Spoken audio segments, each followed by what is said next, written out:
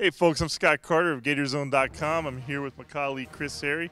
We're at the O'Connell Center. We're on Thursday night. Auburn comes to town to play the Gators. And Chris, the other day we were talking about Florida coming off tough losses back-to-back.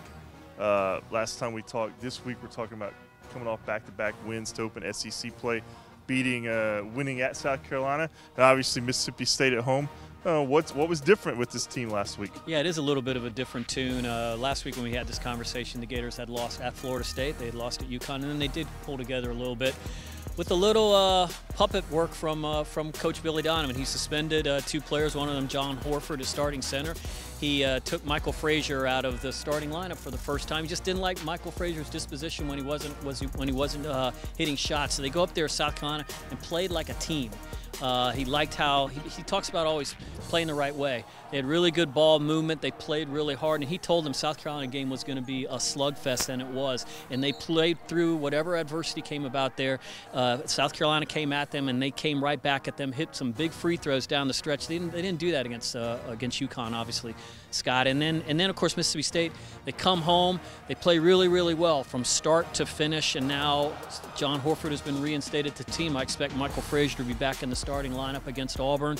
Florida's 2-0. You know, things aren't all right yet, but Billy Donovan kind of likes how they responded to his challenge he served at them last week.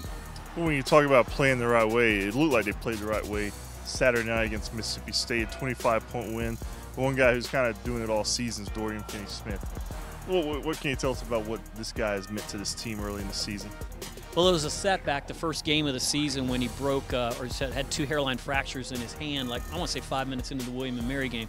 So for the next 6 weeks, he was playing with a splint on his left hand and just really needed that to heal. And now that it has, the last 8 games, he's scored in double figures. I think he's averaging around 17 points a game, around 6 rebounds a game.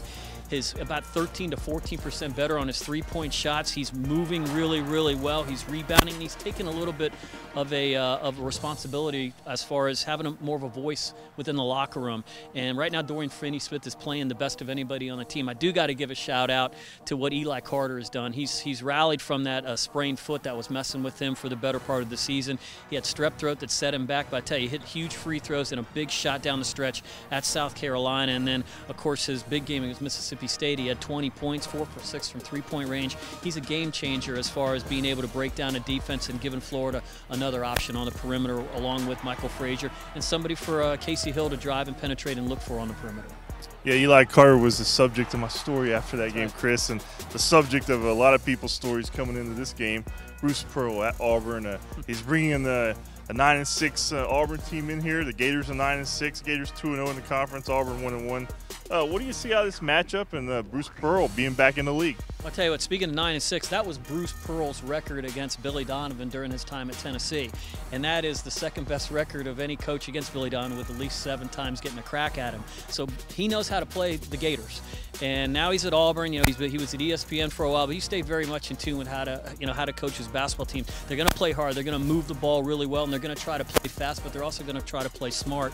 He'll be a foil for the rowdy reptiles out here, because they remember his days when he came in and beat some really, really good Florida teams. When the Gators won those back-to-back national championships in 06 and 07, Bruce Pearl was 3-1 against those teams. So he'll have a target on his back, but he can take it. It should be a really, really good week. If Florida can somehow get through this weekend at 4-0, they're going to be feeling pretty good about themselves next week. All right, guys. For Chris Harry, I'm Scott Carter here at the O-Dome. We hope to see you here on Thursday night when Auburn comes to town.